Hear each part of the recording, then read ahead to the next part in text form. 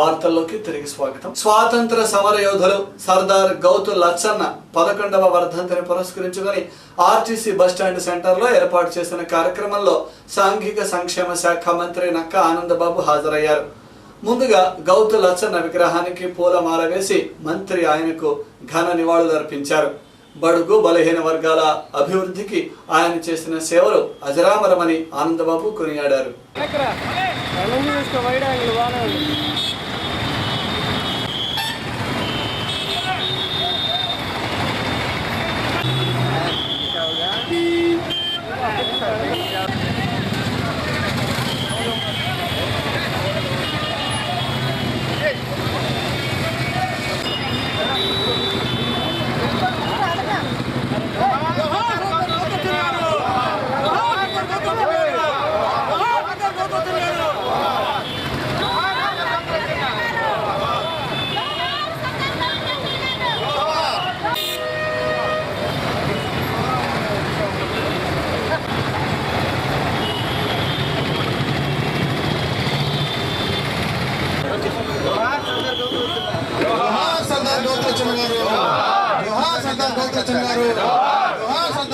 లచ్చన్న గారి 11వ వర్ధంతి సందర్భంగా ఈరోజు ఆ ఘనమైనటువంటి నేతకి ఘనంగా నివాళులు ఇక్కడ రావడం జరిగింది. గౌతు లచ్చన్న స్వాతంత్ర ఉద్యమంలో ఉద్యమ నాయకుడిగా స్వాతంత్ర అనంతరం ఒక గొప్ప ప్రజానాయకుడిగా వెలుగొందినటువంటి గొప్ప మనిషి ఈ రాష్ట్రంలో అనేక కార్యక్రమాలు ముఖ్యంగా తెలుగుదేశం ప్రభుత్వం పార్టీ ఏర్పాటులో నందమూరి తారక రామారావు గారు తీసుకున్నటువంటి స్ఫూర్తి ప్రదానంలో ఒకరు సర్దార్ లచ్చన్న గారు. అటువంటి లచ్చన్న గారు అలుపెరగని పోరాటం ఏ రోజు ఓటమి ఎరగని సర్దార్ గౌతు లచ్చన్న గారు. అటువంటి సర్దార్ గౌతు లచ్చన్న గారు 50% పైన ఉన్నటువంటి బలహీన వర్గాలకే కాదు యావత్ జాతి గుర్తుంచుకోదగినటువంటి గొప్ప నేత సర్దార్ గౌతు లచ్చన్న గారు. ఎందుకంటే వారి రాజకీయ నేపథ్యం ఒకసారి గమనించినట్టయితే వారి రాజకీయ గురువు ఉన్నటువంటి ఆచార్య ఎన్టీ రంగా గారిని వారి ప్రాంతంలో నుంచి పార్లమెంట్కి గెలిపించినటువంటి గొప్ప వ్యక్తి లచ్చన్న గారు. ఆయన పార్లమెంట్కి అసెంబ్లీకి పోటీ చేస్తే 2 చోట్ల గెలవడం జరిగింది.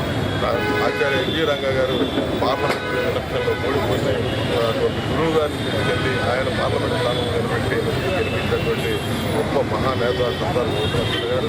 ఒక్క బలహీన వర్గాలే కాదు అందరూ కూడా ప్రతి ఒక్కరూ ఈ రాష్ట్రంలో ప్రజలందరూ ఆదర్శంగా తీసుకోవాల్సినటువంటి నేత సర్దార్ గౌతు లచ్చన్న గారు. వారి భారతీయ రాజకీయాల్లో నిష్కలంకమైనటువంటి రాజకీయాలు నడుస్తూ ఉన్నారు. పెద్దలు గౌతు శ్యామసుందర్ శివాజీ గారు సీనియర్ శాసనసభ్యుడిగా ఈరోజు రాష్ట్రంలో తెలుగుదేశం పార్టీలో క్రియాశీలంగా వ్యవహరిస్తూ ఉన్నారు. అటువంటి నాయకుడిని మనందరం కూడా ఆదర్శంగా తీసుకొని ముందుకెళ్ళినట్లయితే ఈరోజు చంద్రబాబు నాయుడు గారు కూడా ఎనలేని గౌరవం భక్తిభావం ఉంటారు సర్దార్ గౌతు లచ్చన్న గారు. సర్దార్ గౌతు లచ్చన్న గారిని ప్రతిసారి కూడా అసెంబ్లీలో కూడా ఉల్లంఘించి చెప్తూ ఉంటారు. ఇటువంటి గొప్ప వ్యక్తులు మనం ఆదర్శంగా తీసుకొని శాసనసభ్యులు జరుపుకోవాల్సిన అవసరం ఉంటుందని చెప్పి ఇంత గొప్ప శాసనసభ్యుడిగా లెజిస్లేటర్గా పేరున్నటువంటి లచ్చన్న గారికి ఈరోజు నివాళులు విధంగా మన గొప్పతనంగా సాధించి వారిని సదా స్మరిస్తూ పాల్గొనే ప్రత్యేకత కూడా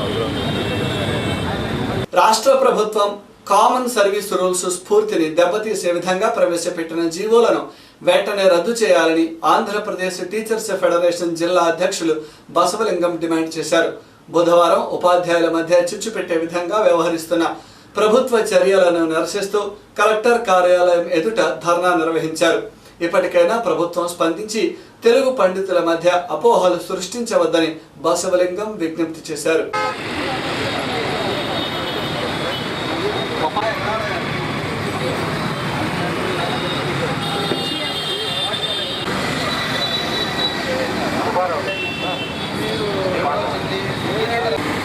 మనకి మైక్ కూడా పెద్దది వస్తుంది.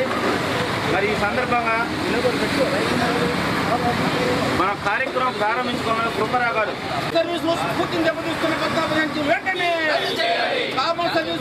ఆంధ్రప్రదేశ్ టీచర్స్ ఫెడరేషన్ రాష్ట్ర వ్యాప్తంగా అన్ని జిల్లా కేంద్రాల్లో జీవో నెంబర్ 1410 రద్దు చేయాలని చెప్పి ధర్నా చేస్తా ఉన్నాం. ప్రధానంగా పూర్వం కామన్ కేటగిరీస్గా లేనప్పుడు తెలుగు సంబంధించినటువంటి ఉపాధ్యాయులు, హిందీ సంబంధించిన ఉపాధ్యాయులు అటెండెన్స్ లిస్టులో కూడా చిట్ట చివరి ఉండేవాళ్ళు. మండల విద్యాశాఖ అధికారులు గాను గెజిటెడ్ హెడ్ మాస్టర్ ఎలాంటి ప్రమోషన్ లేకపోతే అనేక ఉద్యమాల ఫలితంగా 3 కేటగిరీలు అయ్యి ఇవాళ గ్రేడ్ 2 తెలుగు పండిట్గా ఉన్నటువంటి వాళ్ళు స్కూల్ అసిస్టెంట్ హోదా వచ్చి తద్వారా ఉద్యమ ఫలితంగా వాళ్ళు స్కూల్ అసిస్టెంట్ స్థాయి అని చెప్పి ఆనాడు జరిగిన తర్వాత, ఉద్యమం జరిగిన తర్వాత మరి గ్రేడ్ 2 ప్రధానోపాధ్యాయులు గాను అట్లాగే మండల విద్యాశాఖ అధికారులు గాను ఇంకా సీనియారిటీ ఉంటే ఇవాళ డిప్యూటీ ఎడ్యుకేషన్లో కూడా వాళ్ళు పొంది ఉన్నారు. కానీ నేడు అవన్నీ లాభాలు వచ్చిన తర్వాత కేటగిరీలు 3 కేటగిరీలు అయిపోయి 3వ కేటగిరీలో ఉన్నటువంటి ఎన్జీటీలు, పండిట్లు, పీఈటీలు తత్సమాన కేడర్లన్నీ కూడా ఒకటే అయిన తర్వాత అర్హతలు ఉన్నటువంటి వారికి పై కేడర్ ప్రమోషన్స్కి ఫీడర్ కేటగిరీగా తీసుకున్న తర్వాత ఇవాళ కేవలం మా లాంగ్వేజ్ పండిట్కి మాత్రమే స్కూల్ అసిస్టెంట్ తెలుగు ఉండాలని చెప్పడం అనేది శోచనీయం. అది ఉపాధ్యాయుల మధ్య ఉద్యమం మధ్య ఐక్యతను దెబ్బతీసేటువంటిది. దాన్ని ప్రధానంగా ప్రభుత్వం ఎలక్షన్ దృష్టిలో పెట్టుకొని వాళ్ళ ఓటుల్ని దండుకోవాలని చెప్పి అర్ధరాత్రి ఆ జీవో తీసుకురావడం జరిగింది. ఇప్పటికే కోర్టులో కూడా కేసులు పడి మరి 5-6 జిల్లాల్లో స్టే విధించడం కూడా జరిగింది. మరి ఈ నేపథ్యంలో ఇవాళ జీవోలు అసంబద్ధమైనవి, అన్యాయమైనవి. కేటగిరీలు 3వ కేటగిరీలో ఉన్నటువంటి అర్హతలు ఉన్న అందరికి కూడా ప్రమోషన్ ఏవైతే చదువుకున్నారో రిక్రూట్మెంట్కి ఏవైతే అర్హతలు ఉన్నాయో అవే అర్హతలు కలిగిన వాళ్ళు ప్రమోషన్ కూడా ఉండాలని చెప్పి ఏపీటీఎఫ్ ఒక సూత్రబద్ధంగా డిమాండ్ చేస్తూ ఉంది. అదేవిధంగా ప్రభుత్వాన్ని కూడా నివేదించాము. దాన్ని రద్దయ్యే వరకు కూడాను మరి ఇవాళ ఏపీటీఎఫ్ తీసుకుని ఈ పోరాటం ముందుకు పోతుందని చెబుతున్నాం. ఇవాళ ఈ ఉద్యమం ఎవరికి వ్యతిరేకం కాదు, అందరం సమానమైనటువంటి కామన్ సర్వీస్ రూల్స్ స్ఫూర్తికి అనుగుణంగానే ఇవాళ ఉద్యమం చేస్తున్నాం అనే దాన్ని వాళ్ళు గమనిస్తూ ఇవాళ ప్రభుత్వాన్ని కూడా మేము ప్రధానంగా డిమాండ్ చేస్తా ఉన్నాం. ఈ జీవో 14-15 రద్దు చేయాలి. అలాగే ఉపాధ్యాయులు ఆందోళన పరుస్తున్నటువంటి ఎఫ్ కౌన్సిలింగ్ విధానాన్ని మైనస్ పాయింట్లు తీసివేయాలి. రేషనలైజేషన్ పిల్లల పేరుతో మూసివేయటం అనేది తగదు.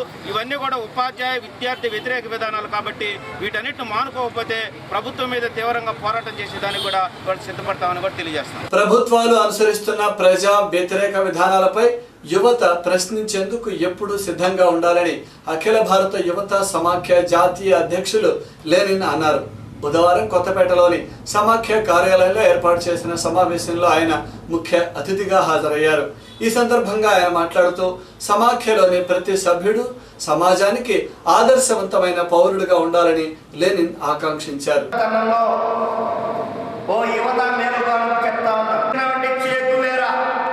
ఒక దేశంలో పుట్టి మరొక దేశం విముక్తి చేసి మరొక దేశంలో మన్యం వీరులు గిరిజనులు చైతన్యం చేస్తూ భారత యువజన సమాఖ్య ఈరోజు పనిచేస్తూ ఉంది. 13 జిల్లాలో ఉన్నటువంటి నిరుద్యోగులు చైతన్యం చేస్తుంది. ఎన్నికల ముందు ప్రతి మండలంలో, ప్రతి తాలూకాలో, ప్రతి గ్రామాన సభ్యత చేయించండి, కమిటీలు ఏర్పాటు చేయండి. అదేవిధంగా మీటింగ్ లో ఈరోజు పాల్గొంటున్నాం. వారు ఏదో చెప్పారు కావాలని ఆ వైపున రేపు జరగబోయే రాజకీయ శిక్షణ వృద్ధులు, కొంతమంది కుర్రవాళ్ళు ముందుతరం దూతలు, నవజీవన బృందావన నవ నిర్మాతలుగా ఉంటారు.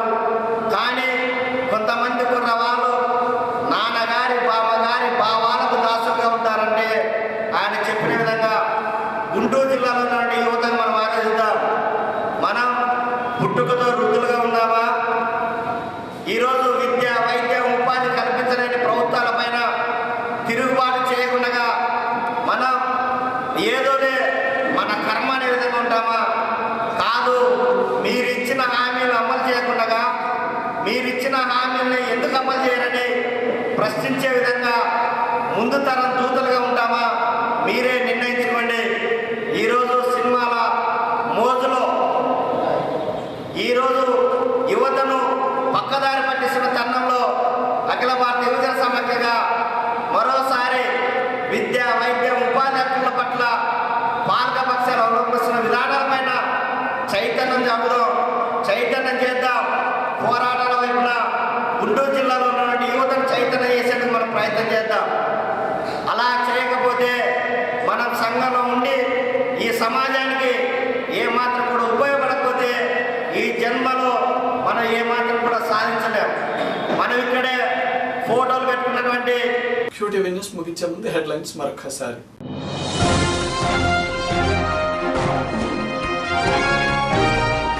బ్రాహ్మణ సామాజిక వర్గానికి అండగా ఉంటాం, వారి ఆర్థిక అభివృద్ధికి తగిన తోడ్పాటును అందిస్తాం. మంత్రి ఆనందబాబు.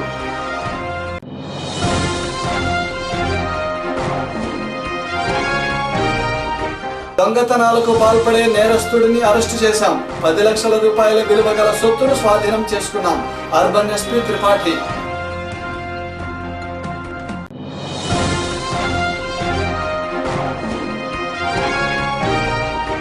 ముఖ్యమంత్రి జన్మదినాన్ని ఘనంగా చేయండి. సేవా కార్యక్రమాలకు ప్రాధాన్యత ఇవ్వండి. కార్యకర్తలకు పిలుపునిచ్చిన టీడీపీ రాష్ట్ర అధ్యక్షులు. ఇవి ఈ రోజు విశేషాలు. మరిన్ని వార్తలతో మళ్ళీ కలుద్దాం. నమస్కారం.